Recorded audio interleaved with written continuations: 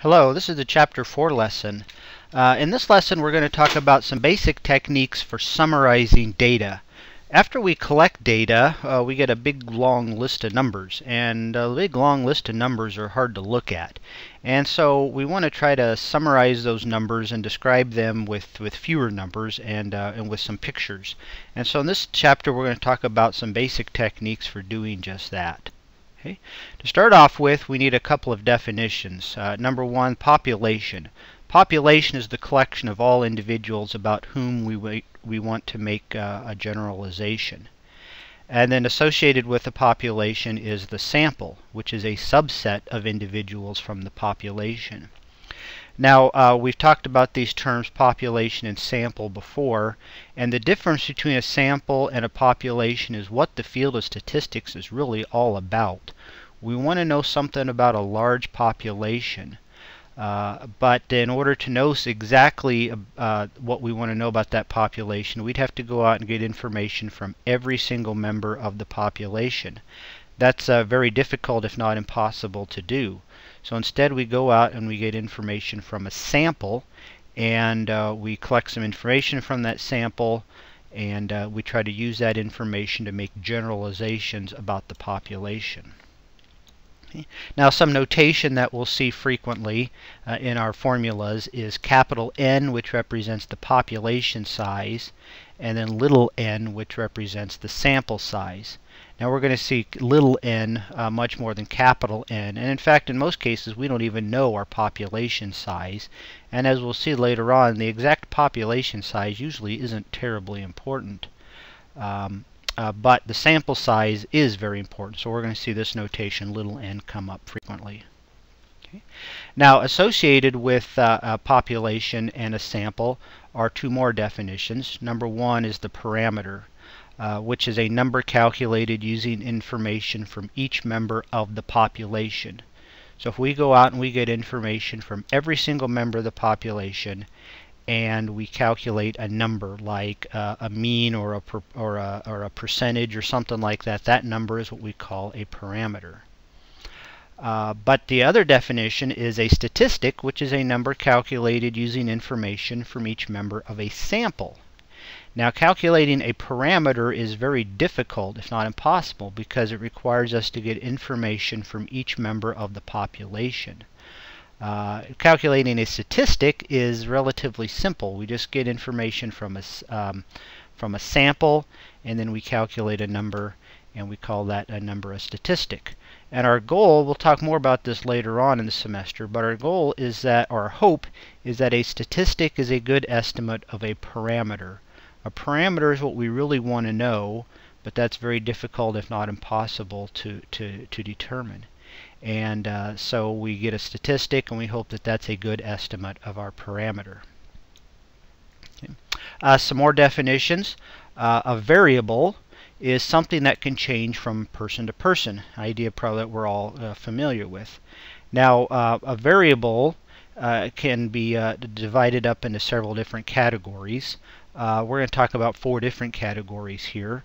The first category is called dichotomous, and the key part of that word is di, which means 2. A dichotomous variable has just 2 possible responses, or 2 different values. The next are ordinal and categorical, and these are very similar. We'll talk about the difference here in a bit, but these variables are different from dichotomous in that they can have more than 2 possible responses, maybe 3, maybe 4, maybe many, but have more than 2. A discrete is kind of a generalization of these first 3 types of variables. A discrete variable has a finite number of responses. And then the last is kind of the opposite of a discrete, and that's a continuous. Continuous has an unlimited number of responses. Okay. Now, statistical concepts can be divided up into 2 general categories. Descriptive statistics and then inferential statistics. Descriptive statistics are what we're talking about here in this chapter. Descriptive statistics are concepts that are used to summarize a sample selected from a population. Inferential statistics is something we'll talk about later on in the semester, and in these concepts we make inferences or generalizations about the population parameters based on sample statistics. So in these concepts, we're going to use this idea that we want to know something about a population parameter, and we're going to do that by getting information from a sample and use that to make inferences or generalizations. And again, in this chapter we're talking about descriptive statistics. Later on we'll talk about inferential statistics. Now let's get back to our different types of variables and talk a little bit more in depth about them and different ways of summarizing them.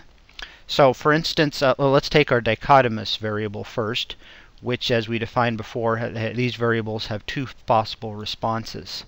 So as an example, suppose we go out and we ask a bunch of people, has this patient received hypertension treatment? Now the answer is either yes or no. So there's only two possible answers. And so suppose that we went out and we asked a total of 3,532 people this question. 2,313 of them said no, and 1,219 of them said yes. So these numbers here are what we'd call the frequencies, and we see our two different categories here of answers, yes or no, and then the total. Okay. So this table right here, the first two columns, form what we call a frequency distribution table. Okay. Distribution, this shows that we've got about roughly twice as many said no as said yes. Now over here in this last column we calculate the relative frequency. We report that in the form of a percent. So we take our frequency of people who said no, divide it by the total, and we convert that over to percent to get 65.5% said no. And this shows that's that 34.5% said yes for a total of 100%. Okay. So this first column and the third column combined form a relative frequency distribution. A table of numbers like that relative frequency distribution is very difficult to look at. So we want to draw a picture of what those numbers are telling us. And one type of picture that we can draw is called a relative frequency bar chart. Now this is not a bar chart of the data that we just saw in that previous table, but it comes from a similar table. This is described in more depth in the book, Figure 4.4. And so what we did here to collect this data is we went out and we asked a bunch of different males and a bunch of different females, have you used hypertension medication? And so we calculated a relative frequency of each one of those, and we see here that about 35 to 40% of the males said yes, and here a little bit less than that said females. And so the height here represents a relative frequency, and we got one bar for each gender, and so we can very easily compare those two bars, and we see that the bars are roughly the same height, but males were a little bit more likely to use hypertension medication, but not a whole lot more. So a picture like this is much easier to look at than just a table of numbers, and that's the goal of any type of chart. So our next category of variables is called ordinal variables. And ordinal variables have a fixed number of responses that can be ordered. And there's going to be more than two responses. If it were just two, then it would be dichotomous, but we have more than two. And the key here is that they can be ordered. So what does that mean? So suppose we went out and we collected blood pressures of a whole bunch of different people, and specifically we had 3,533 of them, and then each one of those patients, their blood pressure can be put into one of four different categories: normal, pre-hypertension, stage 1, and then stage 2 hypertension. And it makes sense, so we got four different categories here. These are our number of responses, and it makes sense that we could order them. Normal is like the first, pre is second, stage 1 and stage 2 are the third and fourth. And so this variable of blood pressure category is an example of an ordinal variable. We have a fixed number of responses for them, and they can be ordered. And so here you see our frequencies of these different categories, and then over here our relative frequencies. Okay. And then we could draw a bar chart of this, or what the book calls a relative frequency histogram. And so we have one bar here for each one of our different categories, and the height here is relative frequencies. And a table like this, or a chart like this, makes it very easy to compare these different categories. So we see that prehypertension was the most frequent, normal was second, stage 1 was third, and stage 2 was last.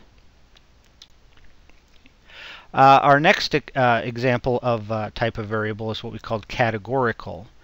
And these are very similar to the ordinal variables in that they have a fixed number of outcomes or fixed number of responses, but the difference here is that these cannot be ordered.